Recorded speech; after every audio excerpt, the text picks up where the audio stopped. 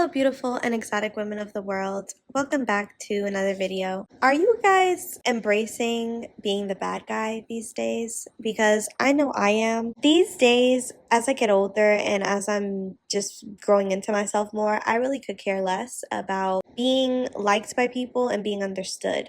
I think a lot of times in my younger years, my kindness was taken for weakness, and I had my naive moments, I won't lie. And I think a lot of people saw me as this beautiful girl who didn't realize she was beautiful yet, and saw that as an opportunity to chip away at my confidence and my self-esteem any way that they could. And, fast forward to now when I'm unapologetically walking in my power, walking in my grown woman, bad bitch energy. I'm not caring about thoughts, feelings, and emotions of others, and I'm only focused on mine. Suddenly, I'm the villain. I used to fight being the bad guy a lot because I used to have a real serious problem with people accusing me of things I didn't do. So I went into my adolescence and adult years battling with people smearing my name.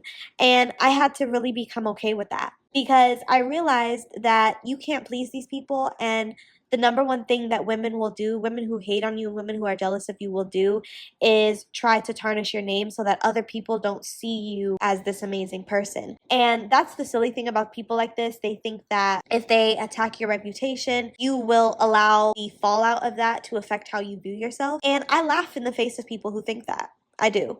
Because you have to be some kind of stupid to think that I'm going to stop doing what I'm doing because and you don't like me. I could give a fuck. And I think once I stepped into my villain era fully, that's when people realized they couldn't mess with me anymore. So I love just developing my bad bitch villain era sort of trope because it has really been helping me to stand 10 toes down on my standards and boundaries. It has helped me to push past the noise and push past the cattiness. And if you think about it, every story that we've heard of when it comes to a villain, they have an origin story. They have a reason why they're like that. In a lot of cases, a very valid reason why they turned into the person they turned into. So it's always funny how people will make you the villain when you don't give them what they want. When you don't give them what they desire, suddenly you are the bad guy. And the sick part about this is a lot of times you're the villain if you self-sabotage or self-sacrifice for someone. People will expect you to go above and beyond for them, but the second that you require that back from them, suddenly they don't have it to give to you. I'm asking you to be a friend. I'm asking you to be what I am to you. But it's like the second that you start putting those boundaries down and you start calling it out, suddenly they want to start giving you pushback. And then when you cut them off, now they're running around town telling people how you started acting funny with them and you have all these crazy expectations. The smear campaign, I expect it. I expect nothing less from people who are bored and who know that they're wrong and are trying to save face and are scrambling to make sure that they hurt you first by tarnishing your reputation before you can go and tell your truth. I think these people are some of the most wicked people because not only were they close to you and they got a chance to know who you were, now they're actively trying to dismantle you and your character. And it's so sinister because they know that that's not who you are. But guess what? These people have turned me into the villain, and I'm okay with that. And I want to encourage you ladies to be okay with that too. I think we all, as beautiful exotic women, we have all been on the receiving end of somebody's bullshit and somebody making us the face of their smear campaign and lying to people to tarnish our name and our character. So I think we need to wear those titles proudly. I don't care anymore to be perceived as a bad person or to be perceived as mean because guess what? The same people that are spreading those lies once upon a time told me, wow, you're such a good friend. Wow, you're such a good person. I don't see why people don't like you. So once upon a time, they were seeing me as the good guy. But because I ultimately, down the line, didn't bend my knee to their will, I didn't lick their ass, and I didn't self-sabotage to please them, now I'm the villain. And it's just like, I'll happily be that. I don't mind being the villain. I'd happily be the villain if that means that I get to live in peace, if it means that people stay away from me and keep their drama away from me. And I'll be the villain if that means that I am protected. Because what being the villain comes with is protection from nonsense. So if people meet you and they can sense in your energy and in how you speak and in how you carry yourself that you're no nonsense, and that you'll call them out and that you don't tolerate certain things, they will either one, respect you for it and be more attracted to you for that, or they will remove themselves. So the garbage will take itself out. So, ladies, please remember that when someone tries to make you the villain or when someone perceives you as something you're not upon first meeting them, let them. I'm practicing the art of letting people do what they want to do. If they want to lie, let them. If they want to believe I'm a certain way and they've never spoken to me a day in their life, let them. That's not stopping your bag. That's not stopping your bills from getting paid. That's not stopping you from eating good. That's not stopping you from your skin glowing, from you being beautiful. Nothing.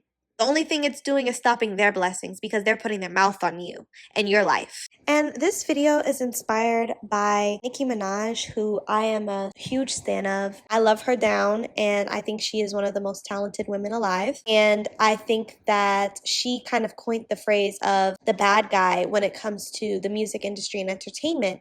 And in 2018 is when the kind of hate train started with Nicki, and a lot of people were jumping on this bandwagon of like not liking her and thinking that she's a mean girl because there was Cardi B who was coming up and other female rappers who were trying to make it in the game. And what they failed to realize is, and what a lot of people are now changing their tune about, is Cardi B was a plant to come against Nicki Minaj because Nicki did not want to sign to a label and give up a lot of her power, her masters, a lot of different things on the back end that she just didn't want to give up. She understood that if she signed a 360 deal and other deals, she would be controlled basically, and she would be treated like a puppet. And because she decided to go her own way and she wasn't going to be used by these big music corporations, they decided to come against her and try to create this industry plant who would basically be her rival.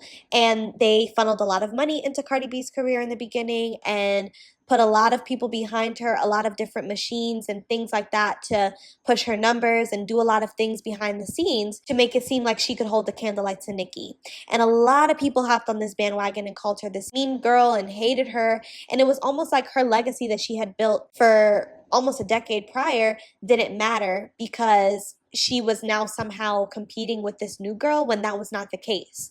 And so I remember during this time, she was calling herself the bad guy and she was embracing being this villain. And I just thought that that was so powerful of her, because if you are a real rap fan, if you are a real fan, and if you just have sense and understand the music industry and how the music industry works, if you don't do what they want, they will absolutely try to end your career, and they will absolutely do anything in their power to get other people to come up against you. And so that's what happened there with the Nicki and Cardi rivalry.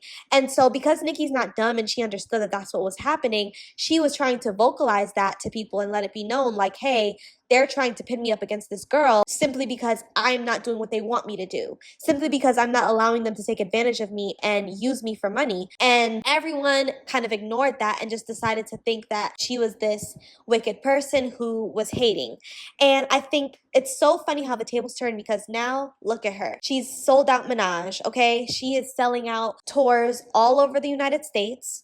She's selling out tours in Europe right now. And now she's the #1 female rapper on Billboard across all the women in the genre. People are now coming to their senses and being like, damn. And especially now since they're seeing Cardi spiral and everyone's asking for this second album. And child, I can get into that. I can preach about that, okay? But I would definitely consider checking out Armand Wiggins' channel just to get the lowdown on like why this whole thing, like with Cardi kind of spiraling and having these outbursts and why she's not coming out with a second album, has kind of alluded to the fact that she's not as talented as these giant music conglomerates have tried to make her seem. I think if you want to learn more about that, check it out. But I think it's very telling of just how the tables turn, because now look at Nicki and how she's been able to kind of wade through the water and let the storm kind of pass. And now we're in 2024 and she's still standing. And not only is she standing, she's still the best. So I think she is a huge example and like one of my favorite sort of archetypes to prove how when you are the bad guy and when you embody that, first of all, you come out with the best creative content. So she's been putting out some amazing music since people put her in that bag. Okay, since people put her in that mode, she has just been going crazy. And I think that that has helped with her creative approach and how much she's been able to do when it comes to her music and her albums. And it's showing in her fans and the love that has stood true and passed the test of time. And I think that I just love Nicki Minaj for that, because she is truly the embodiment of someone who lived in their villain era, and even though it was probably painful and it was hard, she fought through it and she didn't care, and she came out of it on the other side victorious. So I'd love to discuss further in the comment section below. I'll also be leaving my email in the description box so you guys can share with me any stories you have there as well. Have a lovely day, ladies.